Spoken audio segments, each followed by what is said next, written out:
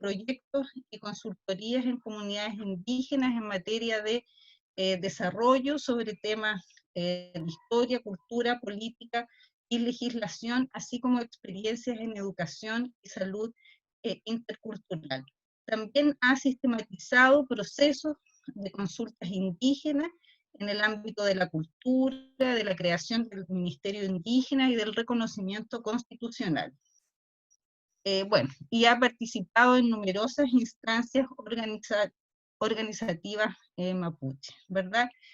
También nos acompaña Amanda y Victoria Huichalaf Pradines, quienes son de la Asociación Jurídica Coyam Queché del territorio Pilmaiquén, quienes además están junto a Rubén Cañío, quien es huerquén de Pilmaiquén. Y por último, nos acompaña Claudio Espinosa, quien es antropólogo, formado en la Universidad Academia de Humanismo Cristiano,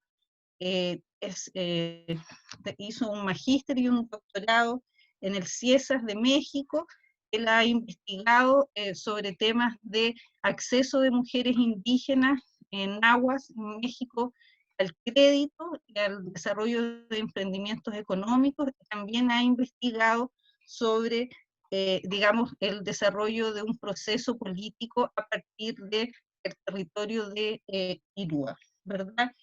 Ha sido durante un largo periodo el director de la Escuela de Antropología de la Universidad Academia de Humanismo Cristiano, es investigador también del CIR y finalmente también él es editor o director de una revista de antropología llamada Antropologías del Sur de su misma casa de estudios. Bueno, a todos ustedes damos las gracias por acompañarnos hoy día. La jornada, como yo me gustaría explicar, dura alrededor de 1 hora y media, ¿verdad? Es un foro. Cada una de las preguntas que vamos a hacer, les pedimos que, digamos, consideren un tiempo de elaboración y reflexión de alrededor de unos 15 minutos, ¿ya? Eso tenemos ahí 45 minutos, y después vamos a recoger las preguntas de los participantes en el foro virtual, ¿ya? A los participantes y a quienes nos acompañan les recordamos que pueden hacer sus preguntas tanto a través del chat, quienes están dentro de la sesión de Zoom, o a través de los comentarios de Facebook, quienes nos acompañan a través de Facebook Live, ¿verdad? Bueno, entonces, explicado todo esto, vamos a dar inicio al foro de hoy día. Bueno, primero quisiéramos partir preguntándole a Sergio, desde un punto de vista de su experiencia como historiador, ¿cómo podemos comprender históricamente la tensión entre la protesta legítima, digamos, y las narrativas sobre la violencia que se instalan tan fuertemente desde los medios de comunicación en la actualidad? Te damos la palabra. Primero que nada, agradecer la invitación. Bueno, Francisca, Natalia, que me extendieron la invitación.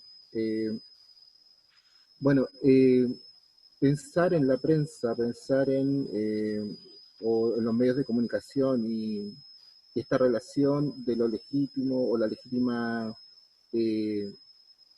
protesta, en Chile es algo sumamente complejo, tomando en cuenta que los primeros diarios estuvieron involucrados, digamos, o fueron creados a partir, digamos, de una élite empresarial, o sea, esa élite empresarial que describe Gabriel Salazar, que se toma el Estado, digamos, en la primera mitad del siglo XIX, funda los primeros periódicos y a partir de esos periódicos generan una acción pedagógica hacia el país, o sea, hacia los chilenos, primero estableciendo una situación de cómo construir lo que sería la chilenidad. O sea, tenemos que pensar que al momento de la independencia no existe chilenidad, o sea, no existe un sentido o una identificación con, con Chile. O sea, de hecho, la fragmentación de Chile era tan grande que la gente se identificaba con las haciendas a las cuales pertenecían, eran inquilinos o con las cuales trabajaban,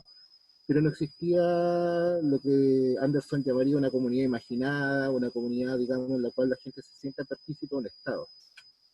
Entonces, por lo tanto, la prensa funcionó como un artefacto pedagógico que fue chilenizando, digamos, fue construyendo el sentido de identidad, fue construyendo un sentido de identidad a partir, digamos, de una identidad que termina negando a otra identidad, o sea, una identidad por oposición, lo que, en términos concretos.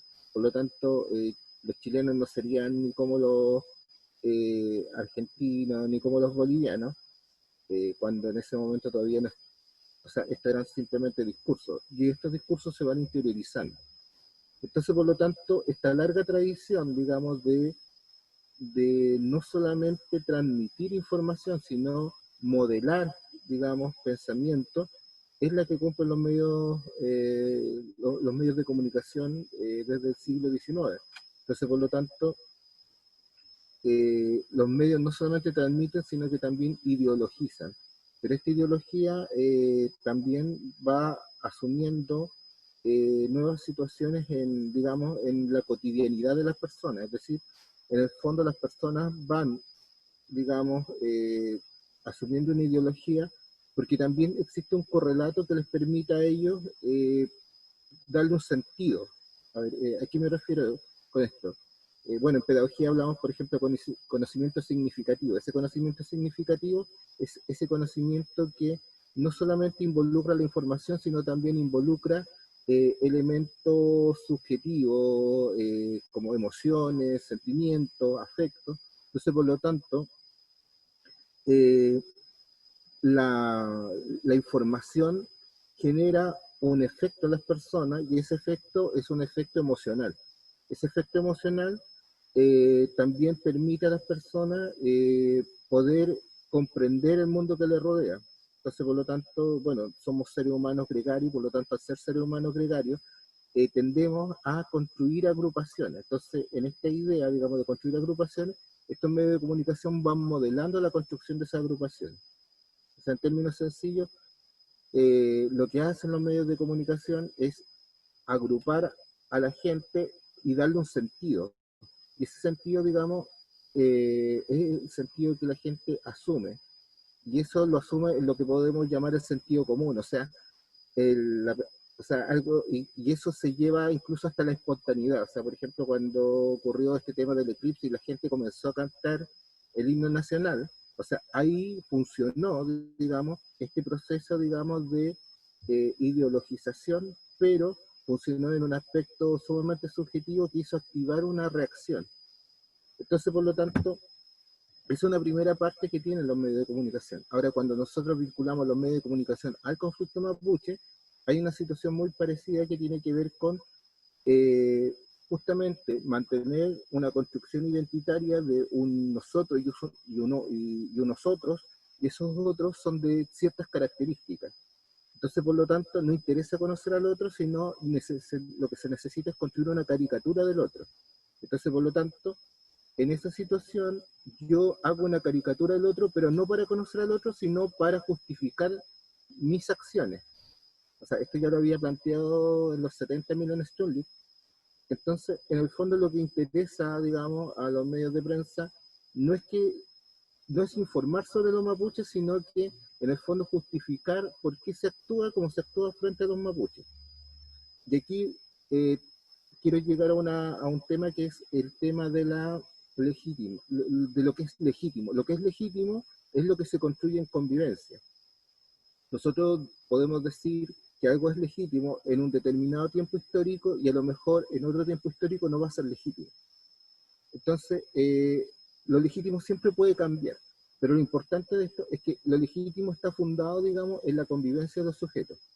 Entonces, por lo tanto, nosotros establecemos que una protesta es legítima cuando en nuestra convivencia establecemos que lo que se está demandando es algo que es necesario para la comunidad, para la convivencia de la comunidad. Ahora, ¿cómo funcionan los medios de comunicación? Ahí funcionan en dos formas. Uno, impidiendo que se construya el proceso de lo legítimo, es decir, que las personas no conozcan la demanda original, y la segunda es, es desvirtuar la demanda. Entonces, eso funciona en esas dos líneas. Entonces, por un lado, desinforman al mismo tiempo que informan, y por otro lado, tendencian, o sea, construyen o juegan con la caricatura que necesitan construir los medios. Entonces, por lo tanto, las personas comunes y corrientes, lo que se les presenta es una imagen alterada, pero no es la realidad de lo que está sucediendo. Entonces, por lo tanto, no pueden lograr construir necesariamente la noción de legitimidad de una demanda, por ejemplo, en algunos casos.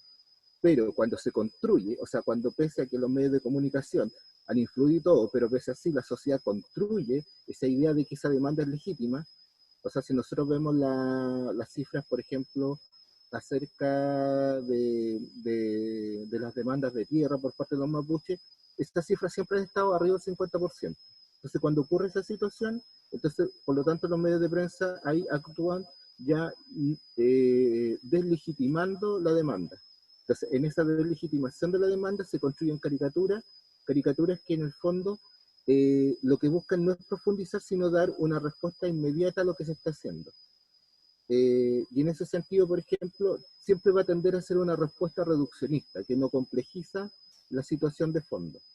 O sea, es decir, se puede trabajar con estereotipos, por ejemplo, como el mapuche terrorista. Entonces, por ejemplo, para que una noticia tenga sentido para la gente, se utiliza la palabra terrorismo, y con eso ya las personas, uno, generan interés por la noticia, pero dos, al mismo tiempo la prensa está cumpliendo con su objetivo de construir la caricatura. Y en esa información que se entrega, no se entrega la información para construirse digamos, un criterio fundado de lo que se está discutiendo, sino en el fondo se condiciona a lo que está haciendo, en este caso, las instituciones de poder, sea el Estado, sea el empresariado. Entonces, en este sentido, lo que nosotros vemos digamos, en los medios de comunicación de masa, en estos medios de comunicación, que son parte, digamos, digamos, de la élite empresarial del país, que al mismo tiempo esa élite empresarial controla, digamos, el Estado. Entonces, en esa lógica se construye un discurso también que representa esta élite.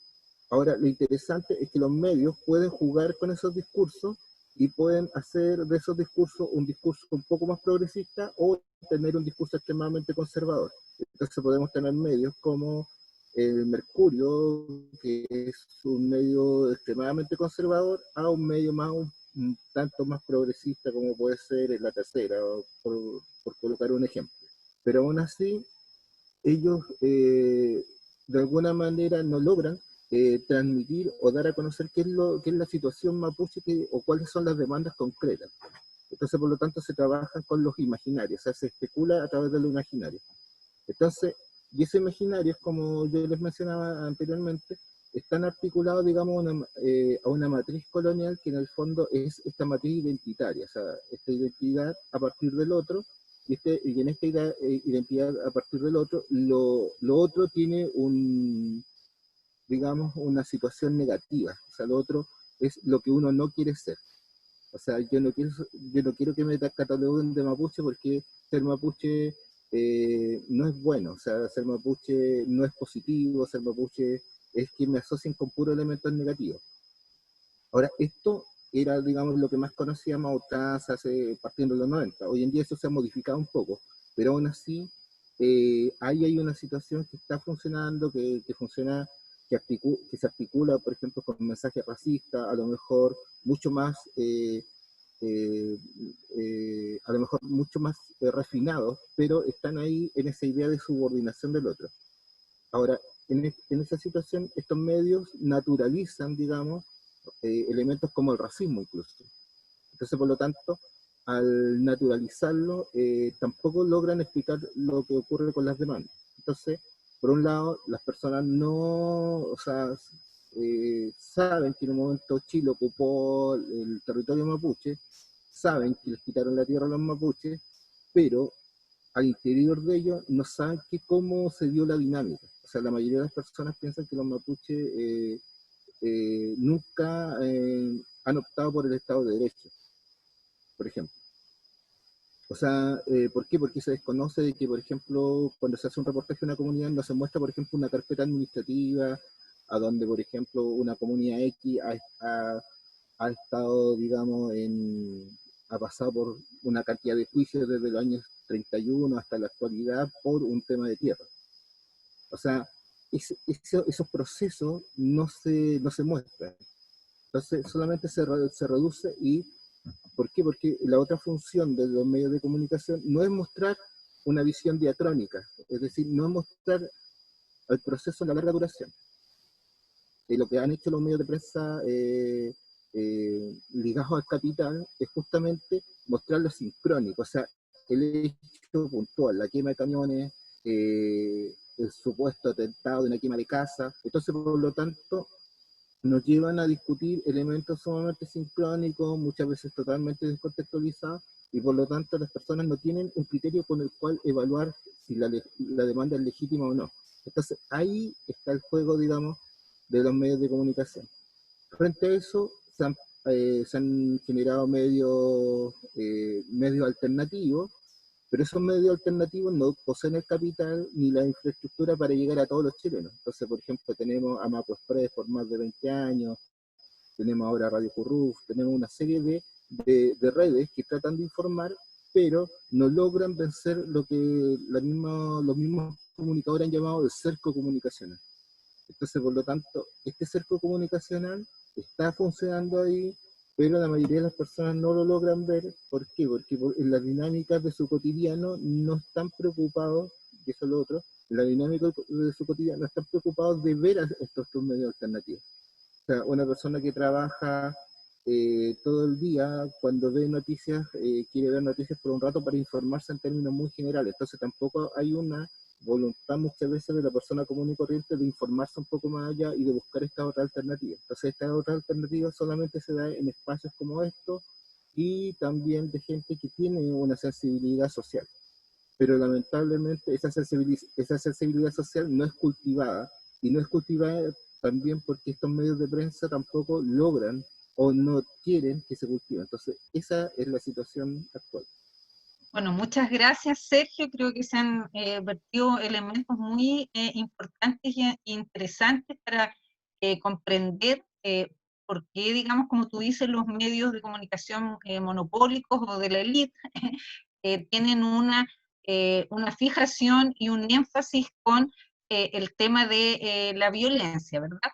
Les recordamos a todos los que nos acompañan que pueden hacer preguntas por el chat de esta sesión de Zoom o por, digamos, el Facebook Live. Les pido mil disculpas porque como todos estamos en nuestras casas, mi hijo acaba de meter mucho ruido, no sé si se escuchó, pero disculpas por esa situación, ¿verdad?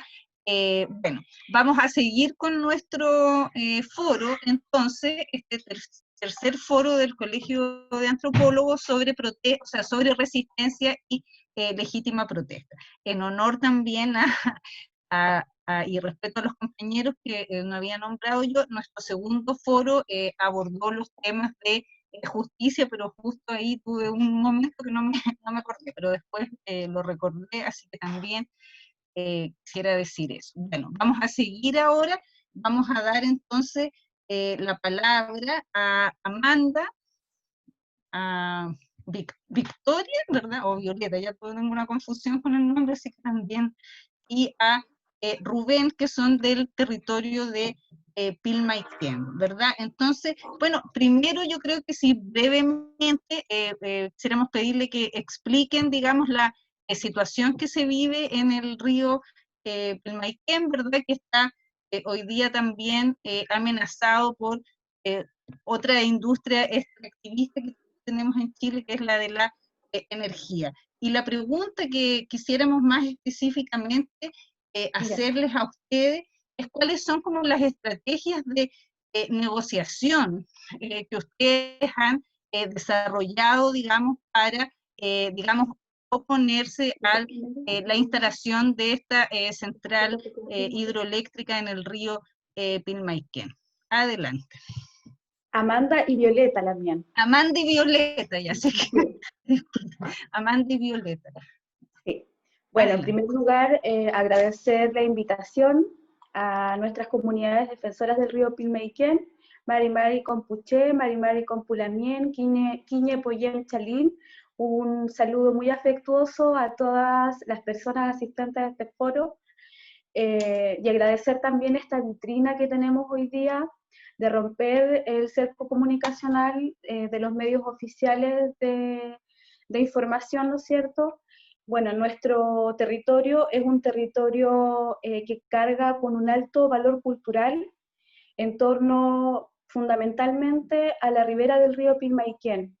Nosotros llevamos una defensa territorial de aproximadamente casi 11 años en el territorio del Huenuleufu, primero con oposición potente, ¿no es cierto?, de comunidades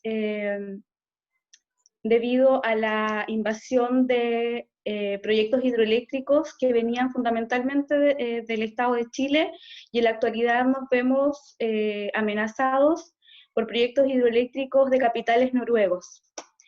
Es en la ribera del río Pilmaiquén, en donde ya se han emplazado dos centrales hidroeléctricas en funcionamiento, y en la actualidad hay dos proyectos hidroeléctricos ya aprobados, aprobados por el Sistema de Evaluación Ambiental. Estos proyectos hidroeléctricos fueron aprobados de forma unilateral, fueron inconsultos, en ningún momento hubo reconocimiento de las comunidades indígenas, de las comunidades mapuche, huilliche, preexistentes en el territorio, o dentro del área de influencia del proyecto, como se señalan en las distintas resoluciones de calificación ambiental.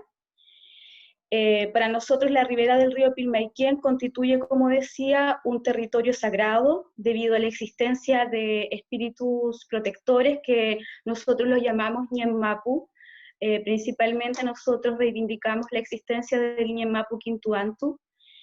Es un complejo ceremonial este lugar, ya que existe antiguos cementerios o el Tuwe, ni Atuwe, que son las pampas sagradas donde se juega el palín, ¿no es cierto? Bueno, en la actualidad, debido a movilización permanente por parte de comunidades ancestrales y autoridades ancestrales del territorio, logramos paralizar el proyecto hidroeléctrico Central Hidroeléctrica Osorno, el cual iba a invadir el complejo ceremonial del Ñemmapu Quintuantu. Pero en la actualidad está en plena operación la Central Hidroeléctrica Los Lagos, en donde la empresa noruega Statkraft ha profanado nuestro territorio, ha saqueado patrimonio arqueológico prehispánico, como son Metahue, Wampu, Toquicura. Y bueno, la empresa a este patrimonio arqueológico lo cataloga como hallazgos aislados. Sin perjuicio de eso, nosotros realizamos una serie de acciones legales en el Consejo de Monumentos Nacionales para denunciar toda esta profanación que ocurrió el año pasado, el 2019. Aquí el Consejo de Monumentos Nacionales emanó una resolución en donde se echa por la borda esta hipótesis de la empresa noruega, en donde habla de restos aislados, y el Consejo de Monumentos Nacionales concluye de que hay 12 sitios arqueológicos que no estaban previstos en la RCA que fue aprobada el año 2009. Ya, entonces, a través de esta resolución, que es como lo más actual, digamos, obliga a paralizar obras de la empresa noruega en dos sectores que están ubicados fundamentalmente en los caminos de acceso a la construcción de la sala de máquinas de la central hidroeléctrica. Eso como a grandes rasgos, ¿ya? Ahora la compañera acá, Violeta, va a responder un poco la pregunta que ustedes nos hacen. Mari Compuche. Bueno, un saludo a todos. Bueno, contestando la pregunta, bueno, nosotros más que usar la palabra negociación, preferimos usar las palabras acuerdo o tratados, ¿ya? Como por ejemplo los tratados en la antigüedad, en 1793, por ejemplo, el Tratado de Paz de las Canoas, que se firmó con la corona española y el pueblo mapuche huilliche, aquí en la ciudad de Chauracahuino, Osorno. Bueno, en este tratado fue un tratado de paz en el cual se enmarca los sitios o el territorio en el cual debían permanecer o por el cual podían transitar también los españoles, ¿ya? Para esto también se llegaron a distintos acuerdos en el cual se respetaba y se reconoce al pueblo mapuche, ¿ya? Y el territorio también, el que utiliza, o que usaba en ese tiempo, ¿ya? En el que vivían las comunidades, los longos, ¿cierto? Bueno, eso es en el pasado. En el presente existen distintas leyes y tratados también, perdón, y también el convenio 169, por ejemplo, al cual se adhirió Chile, ¿cierto? Pero lamentablemente, aunque se reconoció, por ejemplo, por el Estado de Chile y también por la corona española, la nación mapuche, hoy en día, lamentablemente, no se ha respetado sus tratados, tampoco el convenio 169, por ejemplo, o la ley indígena. Se utilizó la pacificación de la Araucanía, también la colonización alemana, ¿cierto? Y a través de distintos sistemas que ellos han utilizado a lo largo de la historia, se han apropiado del territorio, han mal utilizado el territorio, lamentablemente ellos, su afán extractivista, capitalista, no ven más allá del dinero, solamente pretenden llevar adelante sus distintos proyectos, no así respetándonos como pueblo, ¿ya? Por ejemplo, aquí, específicamente en el Pudahuidimapu, en las grandes tierras del sur, estamos amenazados por forestales, salmoneras, hidroeléctricas, por la minería también, y a raíz de esto se ha dado también una lucha que ha sido permanente, y también se puede decir que la ley chilena es débil, O sea, perdón, me refiero a la ley chilena en cuanto al extractivismo, ¿ya? Porque, como les contaba antes, se ha desconocido a los pueblos originarios y los derechos de los pueblos originarios. Por ejemplo, el derecho al libre culto. Nosotros consideramos que todo en el Wallmapu es sagrado, ¿ya? Y en el territorio específico del Pilmaiquén, sobre todo el río. Y hoy en día eso no se está respetando, y tampoco los hallazgos arqueológicos de los cuales nosotros hemos hablado y hemos hecho énfasis de que están presentes en el territorio, y de los cuales la empresa estatal noruega Statkraft hoy en día desconoce la importancia de estos hallazgos arqueológicos. Bueno, adicionar un poquito a lo que dice Violeta, es que hoy día se da luz verde a todo proyecto extractivista en el territorio. Hoy día nos vemos enfrentados no solamente a una legislación débil en cuanto a lo medioambiental, sino que también se acentúa un modelo económico que va en contra de los principios de nosotros como pueblo preexistente al Estado chileno, y hoy nuevamente nos vemos amenazados con el amparo del Estado chileno a un Estado noruego. Hoy en día vemos la invasión en nuestro territorio, en comunidades que vivían tranquilas, con gran contingente policial, resguardando los intereses de estas empresas extractivistas en territorio mapuche huilliche. Entonces, ese es el mensaje que hoy día traemos, esa es la palabra que hoy día se nos ha encomendado, saludar también y rememorar las familias de los presos políticos mapuches que hoy día están cumpliendo más de 100 días en huelga de hambre. Nosotros no somos ajenos a estos procesos políticos, ya que Millaray, por ejemplo, la Machi del territorio también sufrió prisión política hace algunos años atrás. Felipe.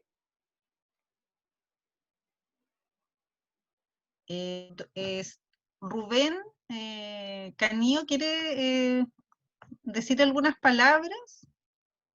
Porque no sé si está, porque lo hemos estado viendo que se conecta y se le cae la conexión.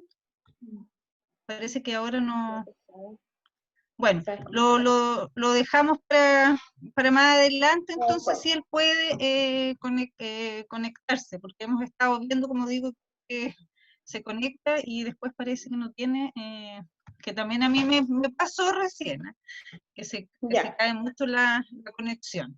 Entonces, para seguir con el foro, le vamos a dar la palabra a Claudio Espinosa, a quien le hemos pedido que si él puede comentarnos cómo se puede entender, digamos, las acciones de tomas de los edificios municipales en el contexto de la presión que ejerce también la huelga de hambre y si él puede también a su vez reflexionar sobre qué rol deberían jugar los gobiernos locales en esta relación entre el Estado y el pueblo mapuche.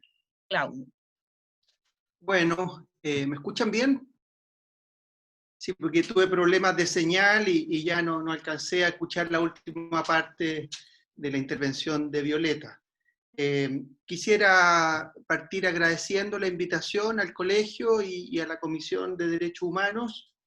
Y bueno, para mí la verdad es realmente muy importante compartir con Sergio, a quien conozco mucho, y con la Lamien Amanda y Violeta, a quien no conocía, pero es un gusto conocerla y enterarme de estas situaciones que, como decía Sergio, no salen en la prensa corriente más extensiva del país, ¿no? Tenemos que enterarnos por prensa alternativa y ahora muy bien enterarnos profundizar en lo que sabemos del caso de Bill Maiken con la presentación de Amanda y Violeta.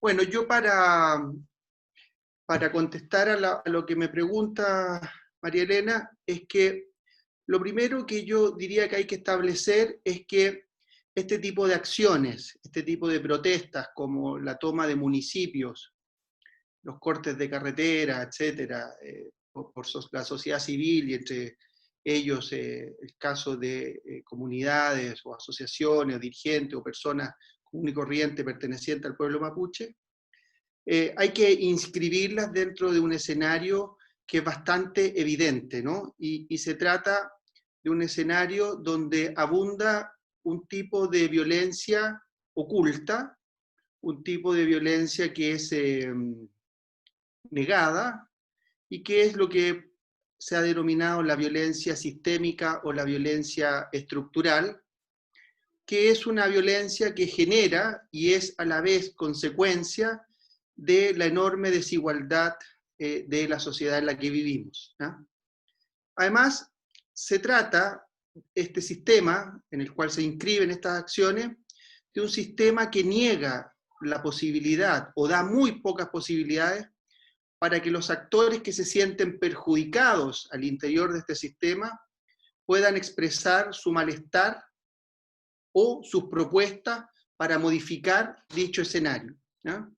Por lo tanto, se trata de un sistema que no da posibilidades políticas o da muy pocas posibilidades para el diálogo político.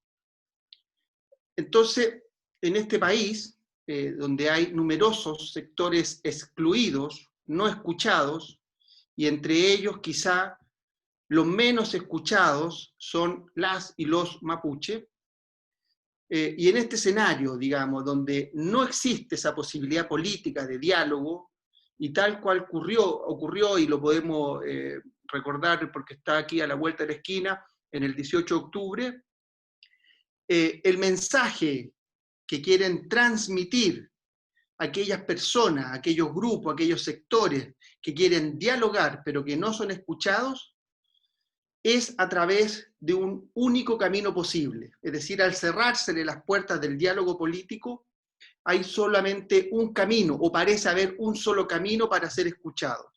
Y este camino es, por ejemplo, la toma de municipios, ¿ya? Acciones contra las empresas forestales, contra las hidroeléctricas, etcétera, ¿no?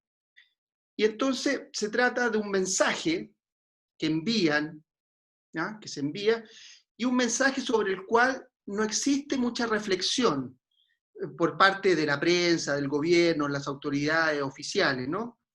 Y es un mensaje al que rápidamente se le estereotipa, se le estigmatiza, y se le pone un apellido que es, rápidamente se le tilda de violencia, ¿ya? Es decir, son acciones violentas, la protesta es violenta.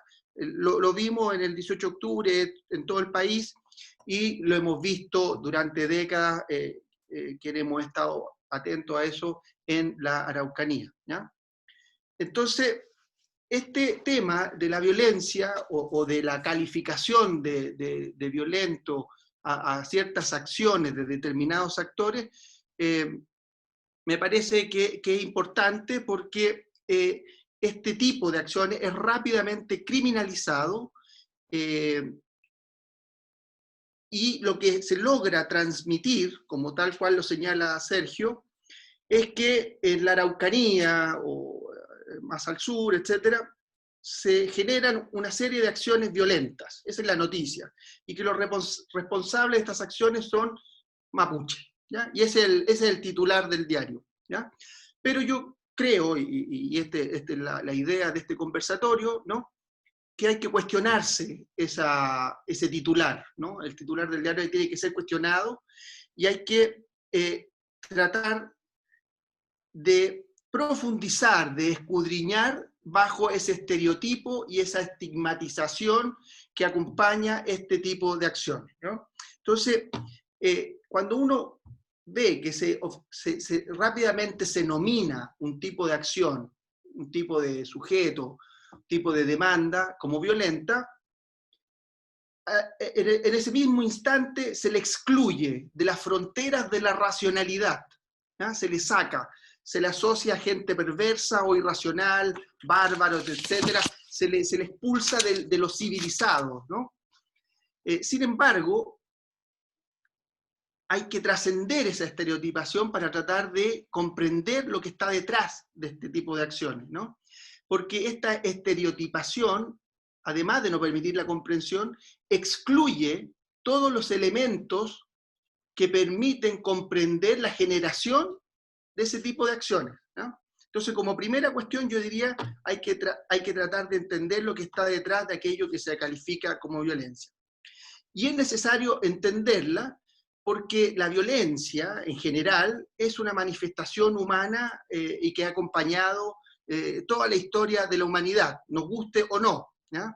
Es decir, si uno observa los distintos tipos de sociedades, incluidas aquellas sociedades llamadas las sociedades igualitarias, hay allí siempre en su interior atisbos de abuso, de violencia de una parte de la sociedad hacia otra. En general, esa violencia más recurrente es la violencia que ejercen unos contra otros, que en general es hombres contra mujeres, que es una violencia que es bastante transversal, ¿no? Ahora bien, como sabemos, en antropología lo sabemos muy bien, digamos, es que a pesar de esta extendida presencia de la violencia, tanto en el tiempo, en la historia, como en la geografía, en el espacio, la violencia no puede ser entendida como una categoría universal, ¿ya? Sino que tiene que ser aterrizada, tiene que ser claramente evidenciada como una creación social y cultural que se liga, se articula al contexto en el cual se produce y en el cual afirma su existencia, ¿no? Entonces, es importante en este sentido distinguir qué es lo que distingue a una práctica como violenta o no. tal cual lo señalaba Sergio, ¿no? En este sentido, la desigualdad también se encarna en el ejercicio de la violencia. Es decir, es muy distinto que los vecinos de la dehesa, enojados por el estallido social, se tomen el municipio de Lo Barnechea, a que se lo tomen personas mapuche el municipio de Curacautín. Es decir, la reacción de la policía, como lo observamos, y lo observamos hoy día con el paro de los camioneros, es muy distinta, ¿ya? Entonces, lo que es violento o no depende del grado de legitimidad con el que cuente en una sociedad determinada y cómo esos actos, esas prácticas se logren articular o no a las estructuras de poder de dicha sociedad. Entonces, además de ponerle un nombre como violento, calificar la protesta como violenta, nosotros sabemos que las palabras no son inocuas, ¿ya? Las palabras cargan, además del sentido, posiciones, ideologías, etcétera, que tienen consecuencias, ¿ya? Y una de esas consecuencias graves es la criminalización de la protesta social, y en este caso de la protesta mapuche. Es decir, etiquetar a la protesta social, en este caso la legítima protesta social del pueblo mapuche como violenta, es de enorme gravedad, porque permite que ocurra lo que venimos observando durante muchas décadas, y que es una permanente represión. Es decir, calificar la protesta como violenta es darle un cheque en blanco al Estado, a la policía, y ahora, como hemos observado en el último momento, a ciertos sectores de la sociedad civil, para que ejerzan la represión permanente, ¿ya? O sea, y reaccionan, por ejemplo, lo que vimos en las noticias hace un par de semanas, contra personas que están protestando, donde hay niñas y niños violentamente y nadie dice nada, o muy poco, ¿no? Entonces, en este sentido, es bien importante distinguir los tipos de violencia que se involucran en estas acciones, ¿no? Entonces, por una parte, uno podría decir, hay una violencia dominante que la ejercen lo que podríamos denominar los opresores, ¿ya? Y por otra parte, hay una violencia más bien defensiva que la ejercen los oprimidos, es decir, quienes se sienten abiertamente perjudicados por las acciones del sistema, ¿ya? Como dijo Cortázar cuando le preguntaron acerca de la violencia, y dijo, bueno, es muy importante distinguir quién pone en práctica la violencia.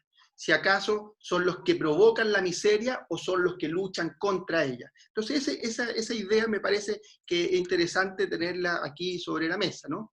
Entonces existe una violencia sobre la que se habla poco, que es la violencia sistémica o la violencia estructural, y que es al mismo tiempo causa y efecto de la enorme desigualdad de la sociedad en la que vivimos. Y esta violencia es la que hace posible la reproducción del sistema, ¿no? Las relaciones de opresión, de explotación, es decir, que no se cumplan las leyes del propio sistema, que el propio sistema se ha dado, por ejemplo, la ley indígena o el convenio 169. Bueno, esa violencia más sutil es la que permea esta sociedad, ¿no? Y hay violencias en la Araucanía, por supuesto, menos sutiles también, o sea, una militarización permanente, allanamientos, muertes, tortura, prisión de agentes políticos, etc., ¿no? Entonces hay un contexto de violencia que provoca que efectivamente, al no existir la posibilidad de diálogo político, las personas reaccionen de una determinada manera por el único camino posible, es decir, enviando un mensaje en una situación de asfixia, ¿ya? Y en este sentido, digamos, para ir cerrando esta parte de la pregunta, la toma del municipio, considerada como una herramienta, es más bien un mensaje. Es decir, estas acciones son un mensaje que se envía, ¿no? Y es un mensaje que pretende visibilizar y tratar de terminar con la situación de injusticia que está adherida al sistema, ¿ya? En ese sentido, se trata de una violencia que, independientemente de si cumple o no la ley, o si se sale de la ley, pretende acabar con la injusticia percibida.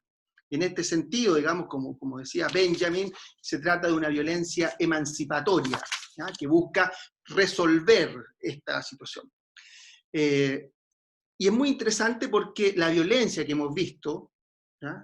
Estas acciones, la toma del municipio, corte de carretera, o en el 18 de octubre, es una violencia no contra personas, sino más bien es un mensaje que ataca los símbolos del sistema, ¿ya?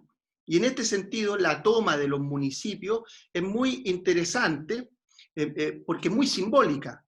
Es decir, el municipio representa el Estado allí en lo local, ¿ya? A pesar de las enormes limitaciones de la descentralización en Chile, el municipio se convirtió en algún momento en el lugar de la gente, incluso en un lugar posible de reivindicación, ¿ya? Y eso fue muy interesante porque muchos sectores de la población civil consideraron que allí había una posibilidad de reivindicación. Y entre ellos, una parte importante del movimiento mapuche vio este espacio como una instancia política que se podía reapropiar. Es decir, son comunas donde hay una mayoría, en muchas de ellas una mayoría de población mapuche, que nunca tuvo acceso al municipio. Nunca pudo, no habían alcaldes, no habían concejales mapuche. Y eso comenzó a cambiar en cierto momento, asociado a lo que han denominado la doble transición, ¿no? Esta transición a la democracia, pero en conjunto a la economía ferozmente neoliberales, ¿no? Bueno, pero en ese proceso se producen ciertos vacíos que muchos actores aprovechan y tratan de disputarle poder al Estado, ¿no? Entonces, en ese sentido, a mí me parece que los municipios sí tienen un rol que jugar.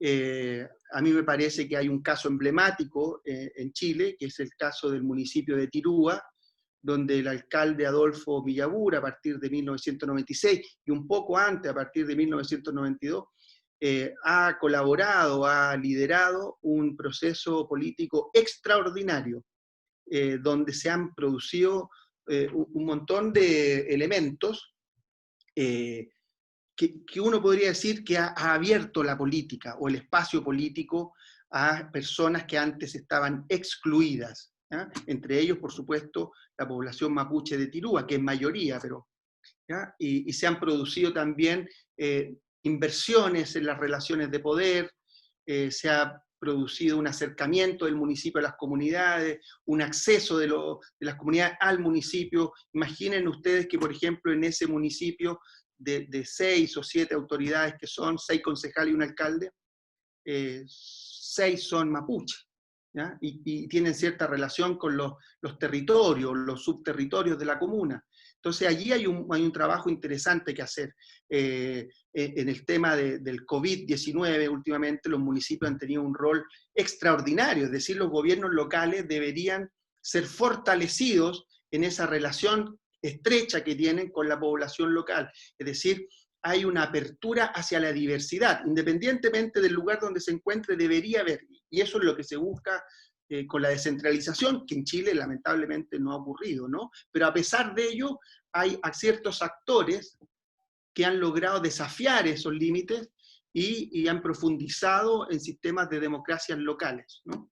Bueno, lo dejaría hasta aquí. Bueno, gracias, Claudio.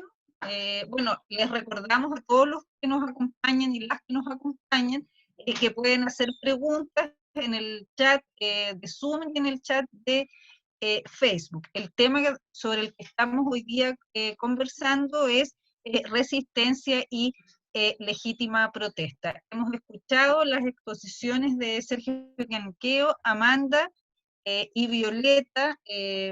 Un momentito, que me cayó un poquito el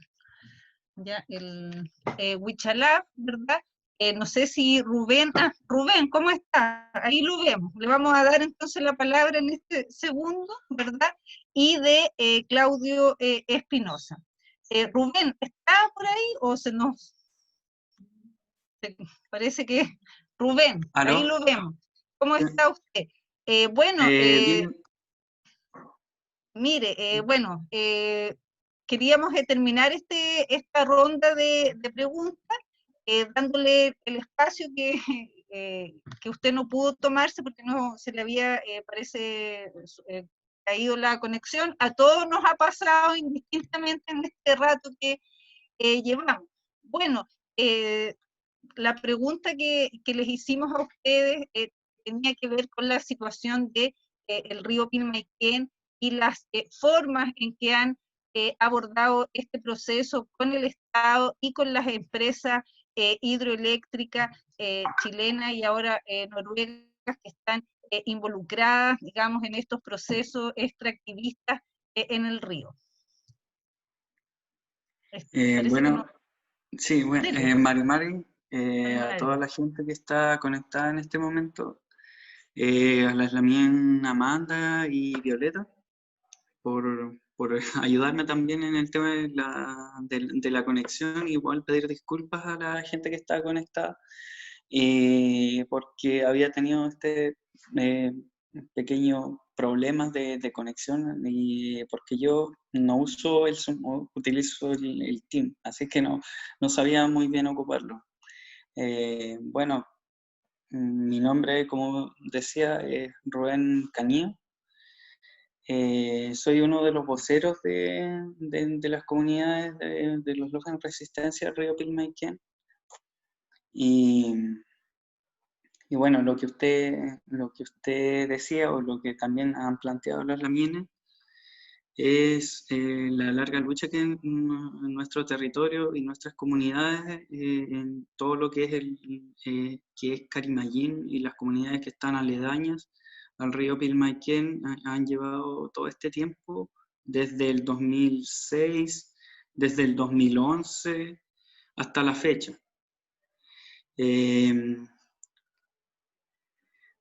No sé qué o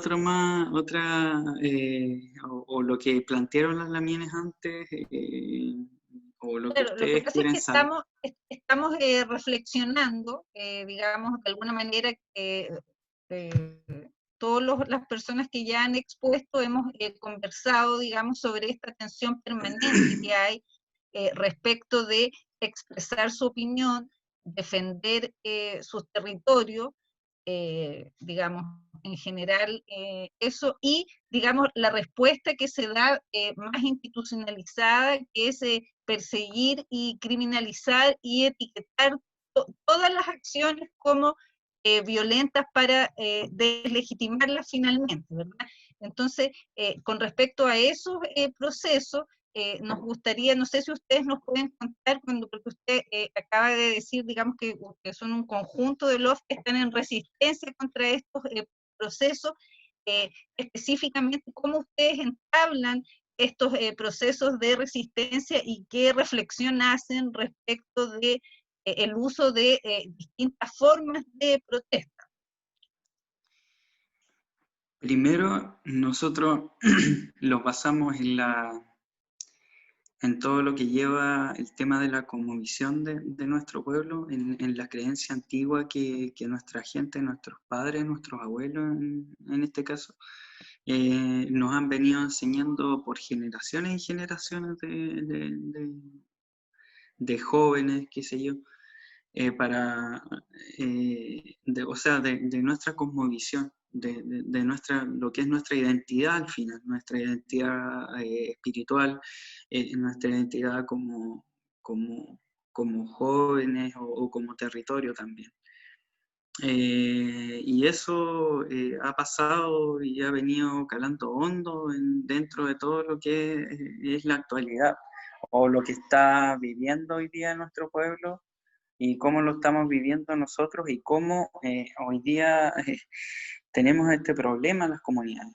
Más que mal, nuestras comunidades, nuestros territorios no eran territorios que estaban en conflicto, sino que nosotros vivíamos en nuestras reducciones, como se les llama, donde es la tierra que nos dejaron después de la reducción de la colonización alemana en lo que es la Futahwillimapu, y ahí vivíamos.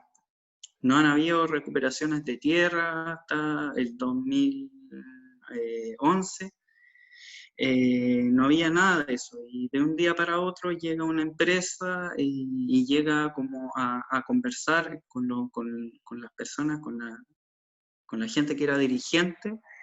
En ese entonces llega como a hablarles de este proyecto y a ofrecer también ayuda, y cómo el proyecto va a influir dentro de la comunidad, más que ofrecerle cosas así como esto va a ser bueno porque es un desarrollo para el país, es bueno porque ustedes van a tener empleo, es bueno porque van a haber programas que le vamos a entregar ayuda y un montón de cosas así, porque claro, uno cuando va a las comunidades mapuche, uno ve los niveles de pobreza que hay. Claro, y eso ellos lo manejan porque tienen los profesionales que están ad hoc para eso. Tienen gente que trabaja como trabajadores sociales, tienen, qué sé yo, sociólogos, tienen antropólogos, tienen un montón de profesionales que están ahí para, para, mm, para estudiar el tema de la gente y sus necesidades. Entonces saben dónde llegar, saben cómo atacar el problema y revertir una situación si en este caso se diera negativa o de rechazo. Y es ahí cuando ya pocas, más o menos un par de personas se empezó a dar cuenta de que esto no iba bien, iba para mal, esto estaba siendo como una especie de engaño para la gente porque le estaban diciendo una cosa y al final iban a hacer otra. Y esto se viene viendo hace tiempo en el territorio. No es la primera vez que está sucediendo esto. Ha sucedido en otros territorios donde le han impuesto proyectos a la gente hidroeléctricos. Por ejemplo, en el caso de Ralco, es uno de los casos más emblemáticos que hay acá en el territorio mapuche, donde sí o sí construyeron y habían cementerios, habían comunidades, había un mundo. Entonces, el Estado, las empresas pasaron por encima de la gente. Y eso es lo que a nosotros también nos espera y que también lo hemos visto hasta el día de hoy. Quieren pasar incluso por encima de la misma legislación que hoy día rige a las empresas de este tipo que son hidroeléctricas. También es como un conflicto largo que viene de años ya, igual es complicado como explicarlo a fondo, sí, pero nosotros hemos sufrido todo, hemos pasado de todo acá. Hemos tenido triunfos y también hemos tenido derrotas en todos los sentidos. Pero acá las comunidades, la organización tradicional es lo que ha ayudado a fortalecer este conflicto. Y más que nada la perseverancia de los dirigentes, de las comunidades, a seguir oponiéndose a este tipo de proyectos. Y hemos visto ahí también todo el tema del racismo que hay hacia nuestra gente y de la violencia policial que viene a nuestras comunidades y el encarcelamiento, igual, porque igual tuvimos gente que estuvo encarcelada injustamente. Estuvieron acá en la cárcel de Valdivia, en la cárcel de Yancahue, que es una cárcel de alta seguridad. Y aún hasta el día de hoy tenemos personal policial de civil hostigando a la gente allá en Carimayín por lo que está pasando con la central Los Lagos hoy en día. Y eso es grave, porque a nuestra gente le están intimidando, es a nuestra gente que se está violentando.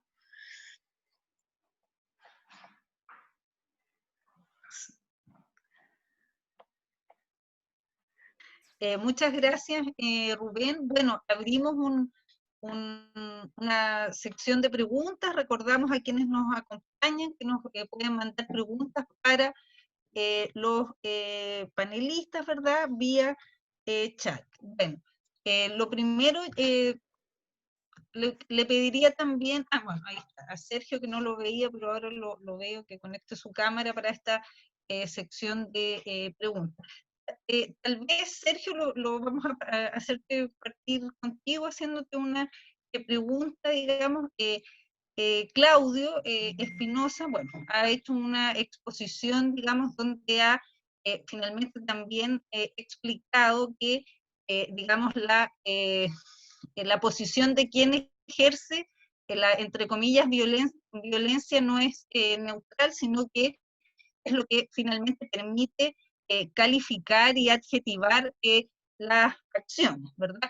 Toda acción contra, digamos, el orden establecido, ya sea, digamos, a nivel estructural o, digamos, pequeñas acciones que de alguna manera pueden ser leídas como socavamientos de la autoridad de los actores estatales y sobre todo gubernamentales, es rápidamente, ¿verdad?, revestida de este atributo de violencia. Y en ese sentido, digamos, si nos pudieras tú también comentar cómo más, de comentar más específicamente, digamos, cuáles son los mecanismos, digamos, que se han ido usando en los últimos 30 años para llegar a consolidar esta imagen que digamos, tú también mencionabas que permanentemente reproduce los medios de comunicación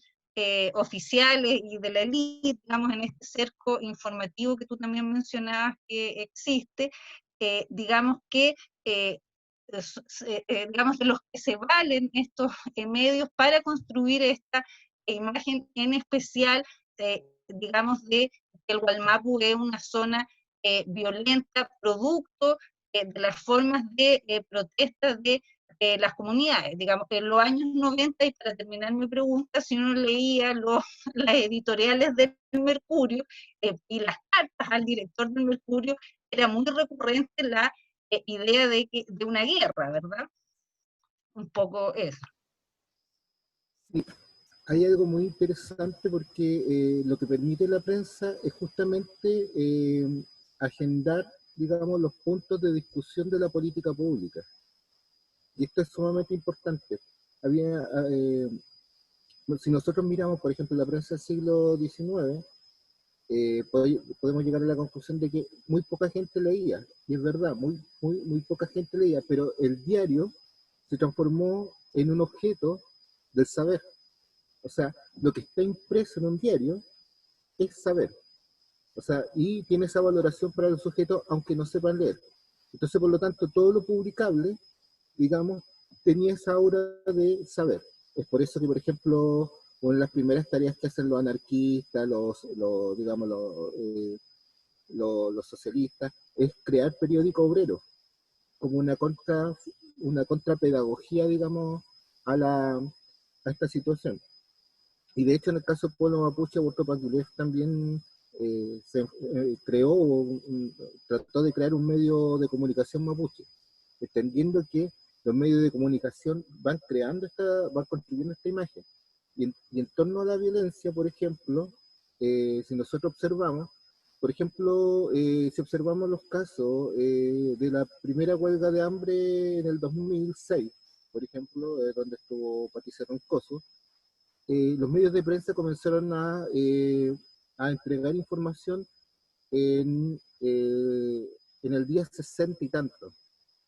Y esa misma situación se repite en el 2010, cuando dentro de los presos políticos estaba Yaitul, y así. Hoy en día, por ejemplo, los medios de prensa hacen que la situación, o permiten, o comienzan a informar cuando la situación se vuelve insostenible. Entonces, por lo tanto, como señalaba Claudio, en el fondo hay una violencia subterránea, pero que los medios de comunicación la exacerban en ciertos puntos que son claves.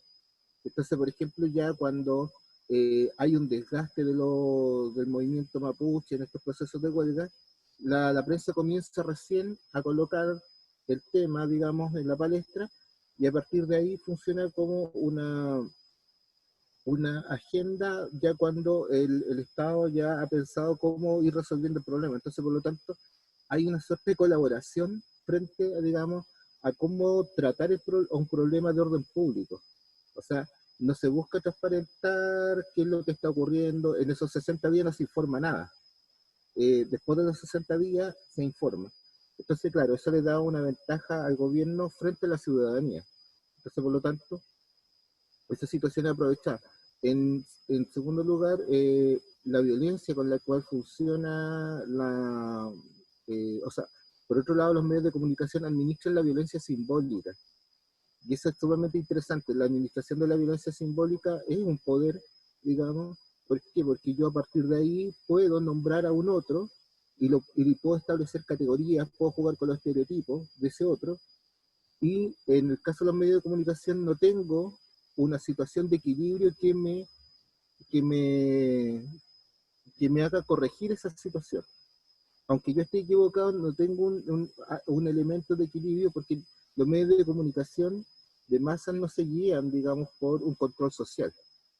Y eso es lo interesante, se guían, digamos, por el capital.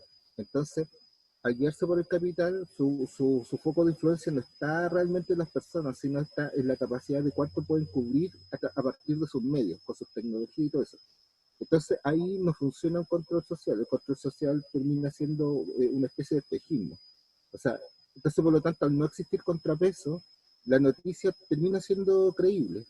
O sea, la gente comienza a creer que los mapuches son terroristas, la gente mapuche no logra entender por qué los mapuches están en una situación, digamos, de reivindicaciones territoriales.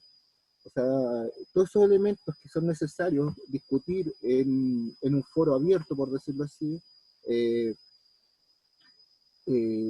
digamos, esto discutirlo en términos de convivencia entre el Estado, el pueblo chileno y el pueblo mapuche, todos esos elementos no logran estar sobre la mesa. Entonces ahí esa situación es sumamente compleja porque justamente los medios de comunicación pueden mover las piezas ahí. Entonces, claro, lo que le queda a los movimientos mapuche es radicalizar cada vez más. Entonces, por lo tanto, claro, o sea, y eso significa utilizar medios violentos para poder ser escuchados. Entonces, hay una suerte de provocación, hay una suerte también de ocultación de la información, pero esta ocultación de la información no es casual tampoco. O sea, cuando comienza el día 1, se tratan de hacer puntos de prensa, pero no asisten los periodistas, o si asisten, después no aparece dentro de la parrilla de los medios de comunicación. O sea, y eso es una situación, digamos, que uno lo ve, y recién, como yo mencionaba, o sea, si toman cualquier periódico, por ejemplo, de una huelga de hambre, y empiezan a identificar cuándo ese periódico comenzó a informar, siempre va a ser después del día 60 prácticamente. Anterior a ello hay unas breves notas. Entonces, eso es lo peligroso, o sea, que se juega, digamos, con la atención.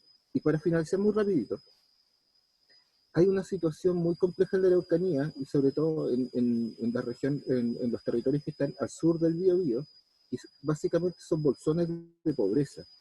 Y el empresariado, digamos, el empresariado local, es un empresariado que no tiene capacidad, digamos, para generar procesos productivos.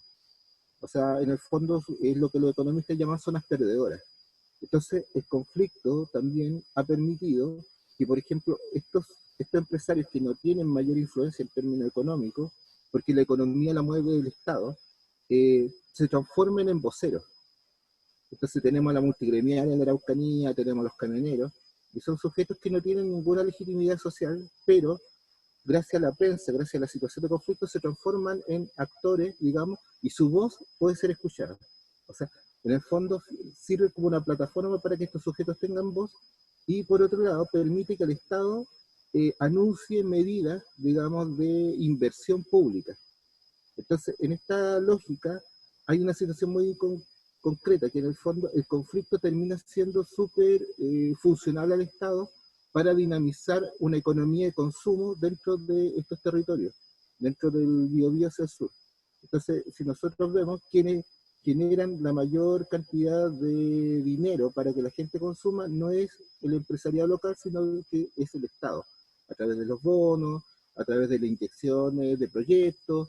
Entonces, finalmente aquí hay una situación bien compleja, que es la funcionalidad que tiene el conflicto para los intereses del Estado y también para la empresarial. Entonces, esa es la manera, digamos, de cómo no ver esto, por ejemplo, la Araucanía como una zona tan perdedora. ¿Por qué? Porque en el fondo las forestales se llevan, o sea, los forestales no generan riqueza dentro de la región. Entonces, y el empresario local tampoco. Entonces, el único que mantiene la economía sigue siendo el Estado. Entonces, los medios de comunicación generan una suerte de complicidad con todo este abarataje que existe. De alguna manera, ellos agudizan la situación a través de la estrategia comunicativa para permitir, digamos, y a su vez legitimar otra acción, que es la acción de esta intervención económica vía bono, voucher de el Estado en una política como de focalización que es ampliamente conocida. Eso es, digamos, la síntesis. Ok, bueno, yo quisiera, bueno, preguntarle también ahora a Amanda y Violeta, bueno, porque y a Rubén también que han explicado, bueno, bien someramente en el tiempo que se disponía de la situación y el conflicto también que hay en torno a la defensa del río Pilmaiquén. Entonces, preguntarle a ustedes qué estrategias serían como apropiadas o piensan ustedes que son necesarias también para dar a conocer y masificar la información sobre esta situación, y cómo ven ustedes la integración a su vez de otros actores en este proceso de defensa del río, digamos, de otros actores que no sean las comunidades mapuches propiamente tales, como los ambientalistas, que lo pregunto porque en algunos otros conflictos los ambientalistas también a veces son disonantes también. Eso.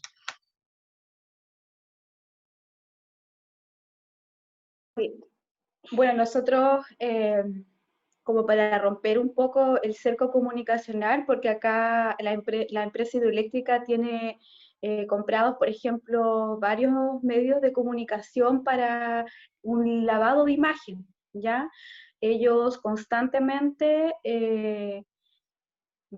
compran cápsulas, o sea, espacios en las radios locales, ya de Río Bueno y de Osorno y de Puyehue, para dar a conocer cápsulas radiales en donde ellos, por ejemplo, respecto a los a los hallazgos arqueológicos, dicen que no es tal y cosas así. Entonces, nos vimos en la necesidad nosotros de levantar un medio de comunicación autónomo que se llama Radio Huilliche Calfulicán, la voz de la resistencia, y ahí nosotros damos a conocer a la comunidad local, y porque tenemos dos plataformas, a través de una radio FM que se escucha en la comunidad, y a través de una aplicación del teléfono, en donde nosotros tenemos un programa bien escuchado que se llama Pulov Niwerken, el mensajero de las comunidades,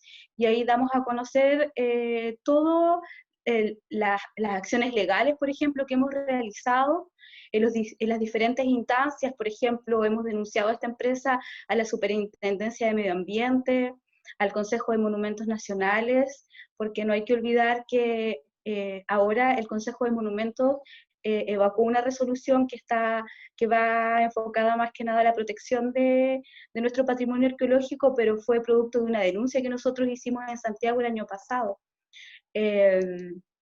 Eso por una parte, y por otro lado sí nos hemos vinculado con grupos medioambientales del territorio. Por ejemplo, el año pasado realizamos una caravana bastante masiva, en donde asistieron el Club de Boteros y kayakistas, porque no solamente nosotros somos quienes usamos el río, ¿ya?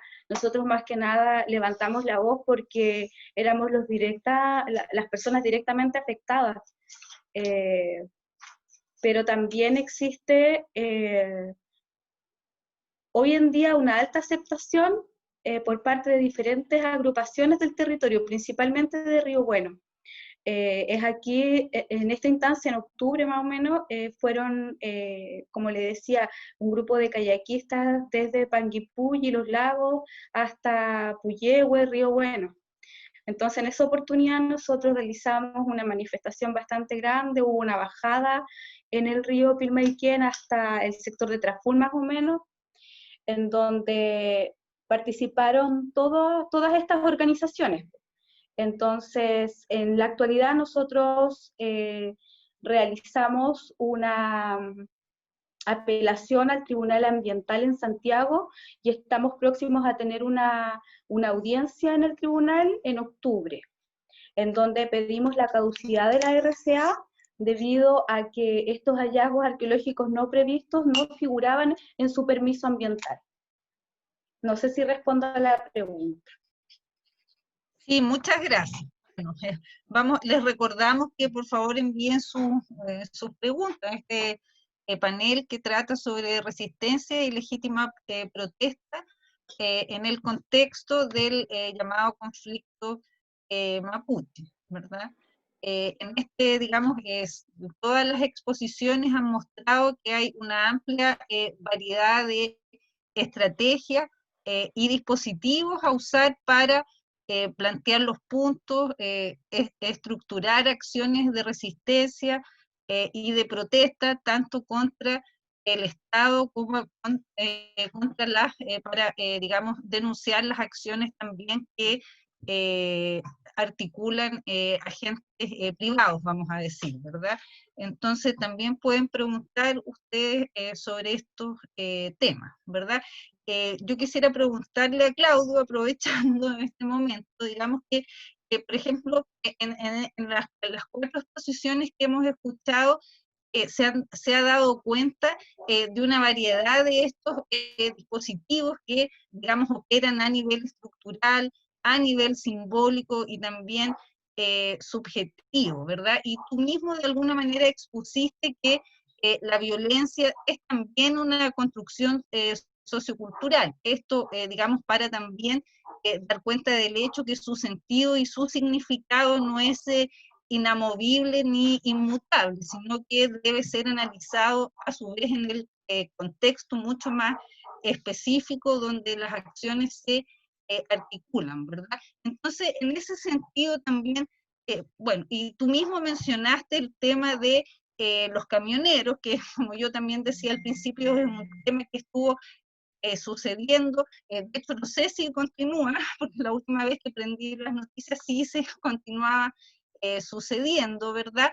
Que es además un sector que es clave en toda esta articulación, como vamos a decir, narrativa del conflicto. Un poco también ahora se comprende muy bien esto en función de lo que planteaba también Sergio, ¿verdad? Que son actores que presionan al Estado para obtener también beneficio económico en una región donde, digamos, las empresas no generan capitales ni ganancias muy claramente, ni trabajo tampoco, ¿verdad? Entonces, yo quisiera preguntarte en el contexto de esta larga introducción también, digamos, ¿cómo se puede hacer un contrapeso a esta importancia narrativa, discursiva que tienen sectores como los camioneros, que además son capaces, dada su vinculación con los medios de comunicación, con el gobierno y con los capitales, de instalar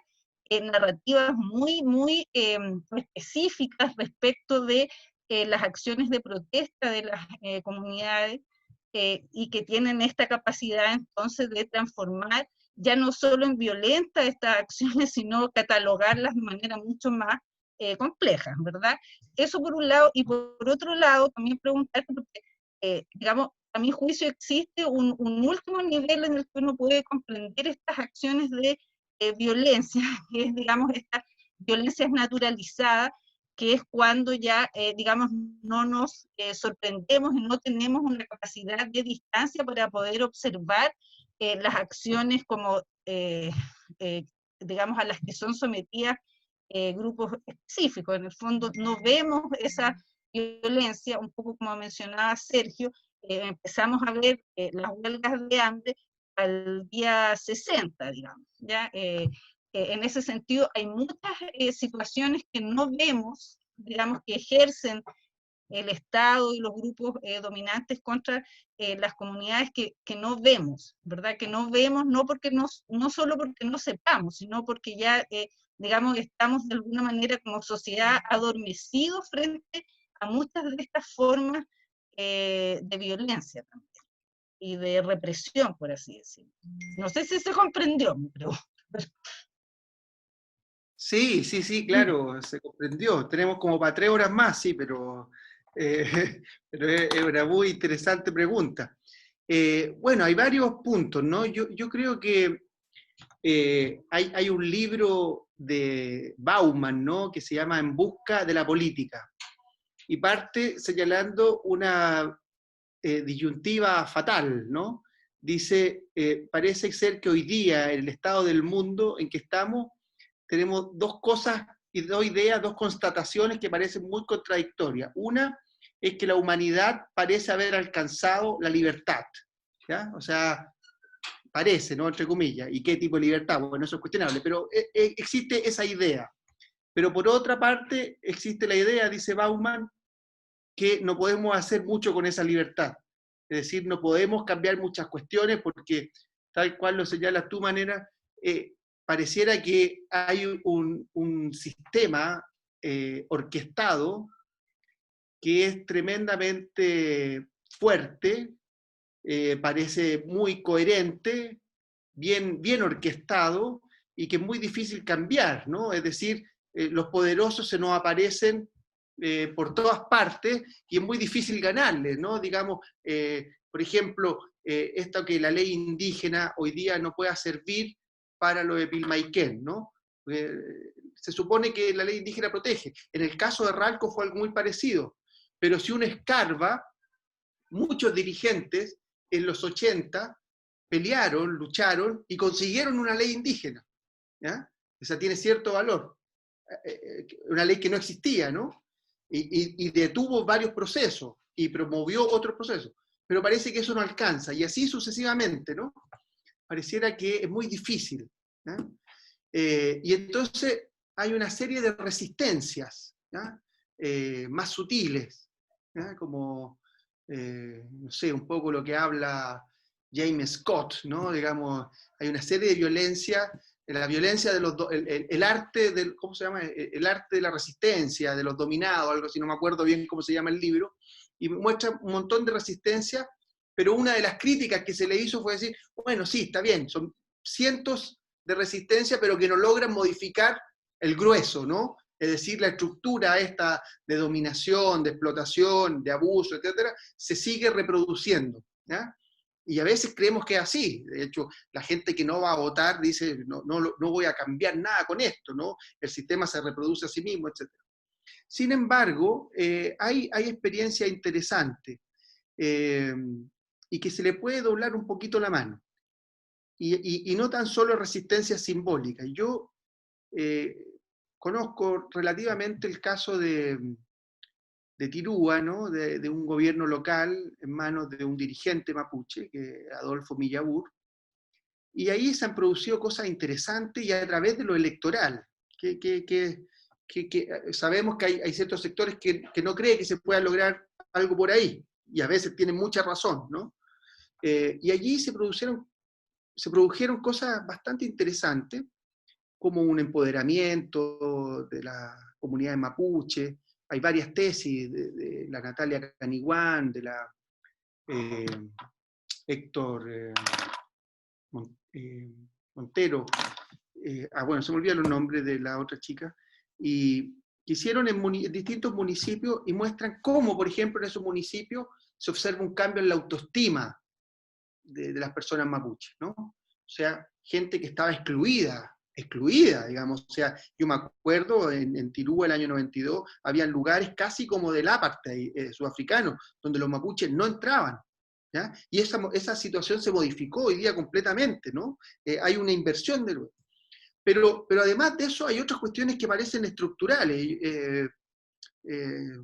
Hay un dato, la Natalia Caniguán se va a reír cuando lo diga porque dice que siempre lo digo, es que, por ejemplo, en Tirúa, si uno observa el crecimiento de las empresas forestales, a partir del año 96, es decir, cuando Adolfo Millaura asume como alcalde, las empresas forestales en Tirúa no crecieron ningún centímetro. ¿Ah? Y entonces, pero ¿cómo lo hizo? Porque en verdad los gobiernos locales no tienen las facultades ni las competencias para oponerse a eso. ¿Ya? Decimos que hay una estructura fuerte que fue heredada de la dictadura de 1974, que apoya, promueve, libera de impuestos, etcétera, a las forestales, que entre paréntesis, y como lo señaló Sergio, no dejan ni un peso en las comunidades, en las comunas, al contrario, dejan sin agua a las comunidades. Imagínense estos casos dramáticos de Galvarino, por ejemplo, donde llueve todo el año y no tienen agua. O sea, es un nivel de violencia. Bueno, ese tipo de violencia estructural, uno dice, ¿cómo la vencemos, no? Bueno, hay varios caminos. Parece ser que el control de los gobiernos locales, que tienden a una mayor democratización local, parece ser que puede incidir allí. Después hay un contexto mayor, que es más difícil y preocupante para todos, ver cómo lo hacemos, ¿no? Es decir, los que pensamos más o menos parecidos, están todos divididos, ¿no? Es difícil unir, digamos. Entonces, mientras los poderosos, la derecha se une frente a ideas terribles, pero se unen, los demás sectores suelen pelearse. Parece ser que lo interesante del 18 de octubre fue eso, ¿no? Digamos, de poner sobre la mesa una serie de inequidades, de desigualdades, de sectores excluidos, oprimidos, las zonas de sacrificio, ¿no? Etcétera. Y uno dice, bueno, parece que somos varios los que estamos en esta situación, ¿por qué no hacemos algo? Vamos a ver si es posible, ¿no? Vamos a ver si es posible construir algo. Uno parece ser medio pesimista en torno a esto, ¿ya? Y lo segundo, que tiene que ver con la naturalización de la violencia, efectivamente, digamos, o sea, hay una naturalización de la violencia permanente, ¿no? Pero eso siempre tiene, en la historia, si uno observa la historia, eso siempre tiene un momento que se termina, ¿ah? Donde los oprimidos, los violentados, dicen basta y explotan, ¿no? Son momentos dramáticos de la historia, pero al mismo tiempo maravillosos, ¿no? Porque logran modificar los estados, ¿no? Y se han producido grandes saltos, por lo general a través de más violencia, pero es parte de la historia, ¿no? Exactamente. Yo pienso que es importante, digamos, hacer una síntesis de lo que acá hemos conversado, digamos. Yo creo que es importante recoger un poco lo último que se ha planteado, digamos, que las formas de protesta no son de por sí violentas. Esa violencia es parte también de una calificación, que a veces sí es necesario usar, digamos, formas más complejas, me gusta a mí realmente decir, de protesta, que incorporan más elementos más activos de resistencia, también, digamos, para como se ha manifestado acá, digamos, todos los casos que se han acá mencionado, requieren de eso en una estrategia de negociación cuando, digamos, la contraparte con la cual se pretende negociar no escucha, digamos que es un eufemismo también de, para señalar, digamos, que la contraparte a su vez también está usando diversos mecanismos que también son violentos y que violentan a estos que Claudio llama como los subordinados, ¿verdad?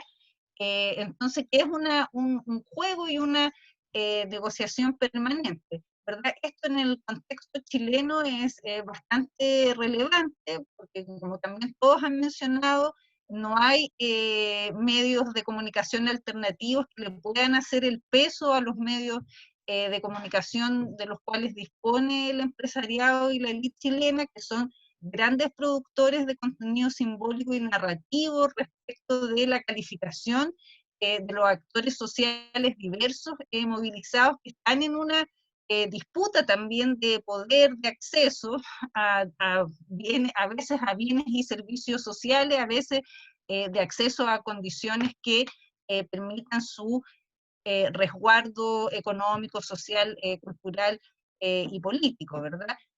Digamos, yo creo que esto es importante también, y a su vez también que hay una especie como de narrativa, digamos, a cada acción de protesta el Estado tiene una acción de respuesta, y es un juego permanente también en este sentido, digamos. Algunos son altamente a su vez performativos, que uno puede incluso anticipar su cómo se van a hacer los devenires de ciertas formas de protesta y acción, digamos. Esto quiero decir, digamos, en una protesta cualquiera, digamos, cómo se comportan las fuerzas policiales, digamos, cómo se resguarda la ciudadanía frente a esas acciones de las fuerzas policiales. Bueno, estamos llegando al fin de este foro. Quisiera, digamos, antes de despedirnos, ofrecerle a cada uno y cada una de los panelistas un momento para, si quieren cerrar una idea, digamos, adelante. No sé, quisiera partir ahora por Amanda y Violeta Huichalaf, darles a ustedes en primer lugar la palabra para hacer su cierre. Adelante.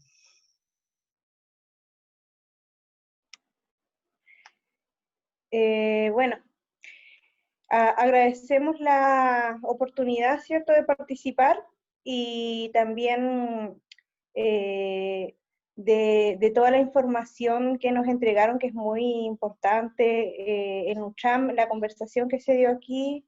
Espero haya llegado a muchas personas también, porque es muy importante lo que se está dando, ¿cierto? Como decían anteriormente, romper los cercos comunicacionales y llegar a la gente, llegar con nuestra palabra, con nuestro mensaje, y seguir en la lucha, ya que hoy en día no solamente las comunidades mapuches, ¿cierto?, están luchando, también están luchando nuestros pulamien, que están hoy en día en huelga de hambre, y también así estuvo en lucha, y ojalá permanezca en lucha el pueblo chileno por sus derechos también. Bueno, por parte de las comunidades del Pilmaiquén, si bien es cierto, se han dado a lo largo de los 10 años distintos tipos de actividades y de expresiones de lucha también. Hoy en día, además de dar de seguir en este rumbo, ¿cierto? También bueno, me hacía falta comentar sobre Corporación Traitraico, que también se unió a nuestras manifestaciones, ¿cierto?, a través de las redes, para seguir expresando nuestro sentimiento, nuestra necesidad de defender nuestro río. Entonces, un agradecimiento también a ellos, y a ustedes también por la oportunidad de darnos hoy en día un espacio para poder comunicarnos y expresarnos con la gente y con quienes vieron hoy día esta transmisión. Eso es todo, P. Wayne. Nos vemos, que esté muy bien. Gracias. Bueno, muchas gracias a ustedes por acompañarnos y por, digamos, dar a conocer también esta situación específica, digamos, que al menos yo creo que es necesario seguir informando sobre este caso, ¿verdad? Todo el proceso, además, de resistencia que ustedes hacen en ese territorio. Rubén, ¿usted quisiera acotar algo más? Don Rubén Canillo, que estaba, ¿o no? Sí. Ahí lo veo que se conectó. Ya, muy bien. Sí. Bueno, agradecer también a la gente que tuvo la disposición de escucharnos, a mí y a las Lamienes. Mencionar igual que por los duros momentos que está pasando nuestro pueblo actualmente con con peñis que están en las cárceles, que están acá en la región en el Biobío y acá en la Araucanía, que están en huelga de hambre en estos momentos, y a las familias igual, que la están pasando mal. Sabemos que detrás de cada peñi que está en huelga de hambre hay una familia, hay una madre, hay un padre, hermano, esposa, y bueno, uno no tiene que quedar indiferente hacia esas situaciones. Hoy día es complicado y es tremendamente fuerte lo que está pasando hoy día, y que a muchos nos deja con una sensación de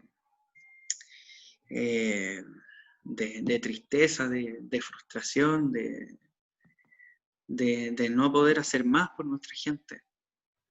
Y hoy día igual se validan todas las formas de protestas, de presión que se hace para conseguir lo que nuestra gente está pidiendo en las cárceles. Y tampoco está pidiendo nada de otro mundo, sino que están pidiendo los cambios de medida cautelar para que puedan hacer el arresto en sus comunidades, en sus casas.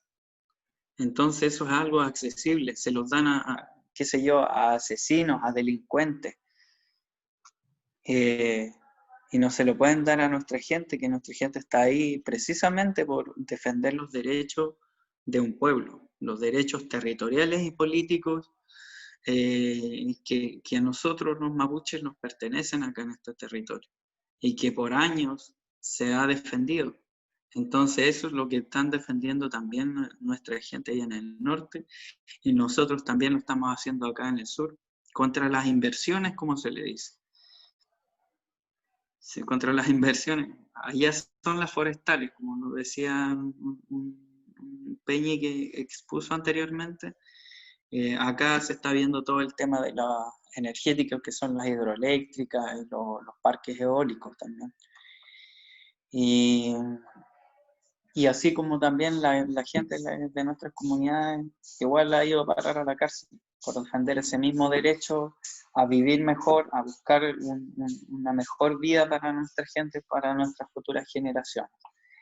Eso sería como la base de nuestra lucha, las nuevas generaciones, lo que estamos dejando a los que vienen un poquito más atrás de nosotros. Y eso es lo que se va a continuar haciendo, porque las inversiones, las empresas van a seguir ahí, los poderes del Estado, la clase política, la clase dominante, va a seguir legislando para acomodarse ellos y sacar la mejor porción ellos, y tratar de intervenir, de tratar de seguir pasando a llevar a nuestra gente legalmente, como se dice, con abuso, legalizando el abuso al final.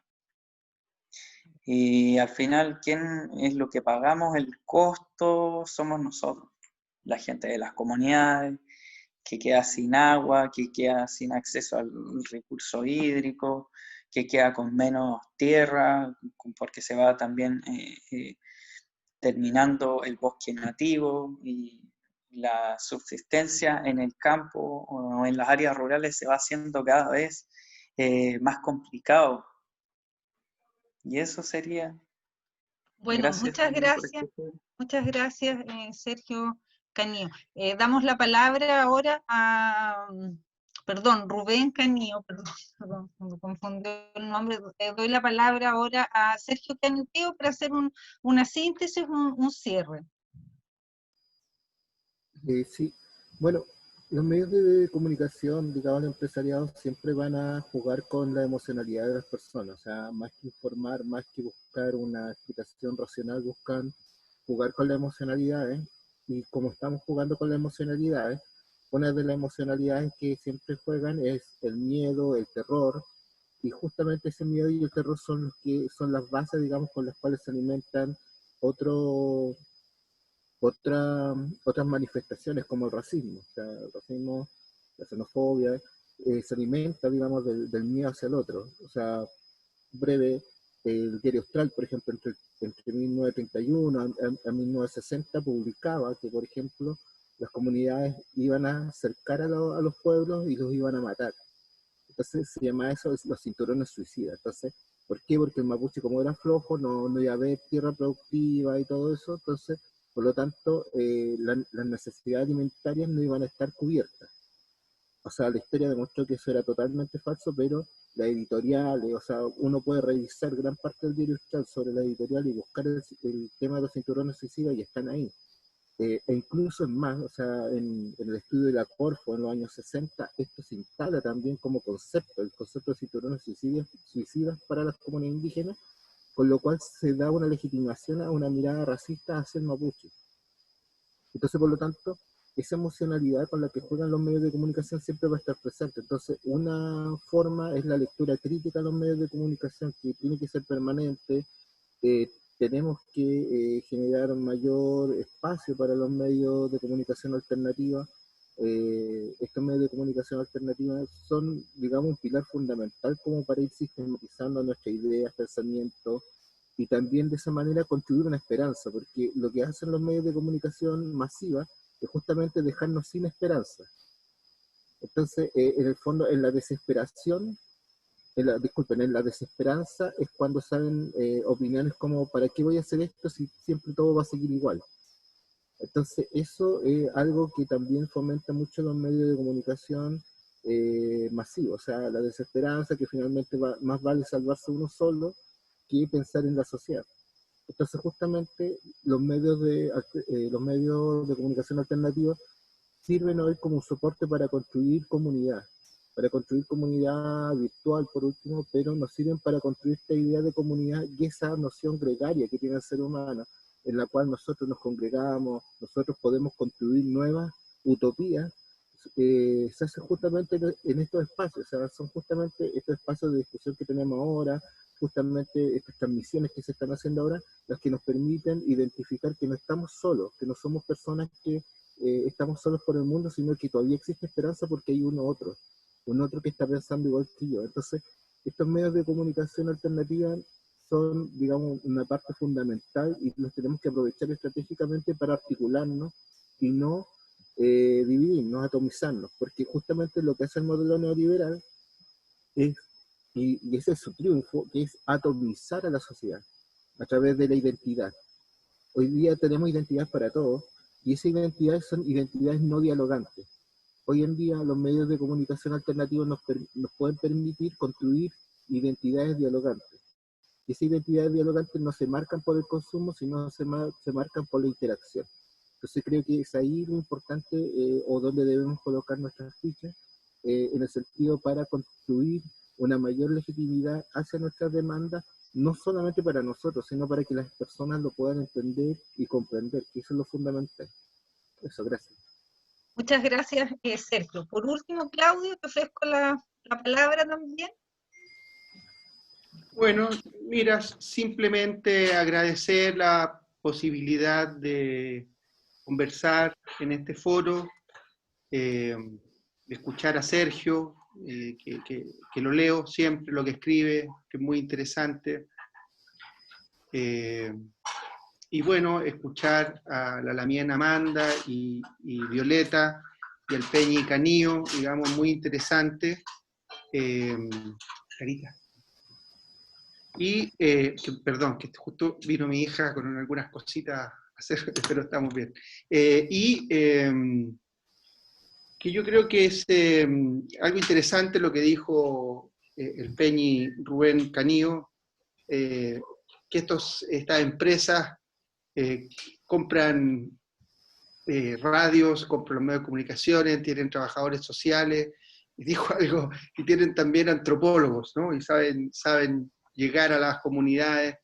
Bueno, eso que nos mueva un poquito y ver cómo nosotros, los antropólogos, podemos colaborar, digamos, en esto que señala Sergio, de que no es una lucha atomizada, ¿no? Sino que son varios los que luchan, y que si estamos juntos y vemos que el enemigo es uno solo, o mucho, pero que está muy unido, quizás nos pueda ir mejor, digamos. Entonces, en ese sentido,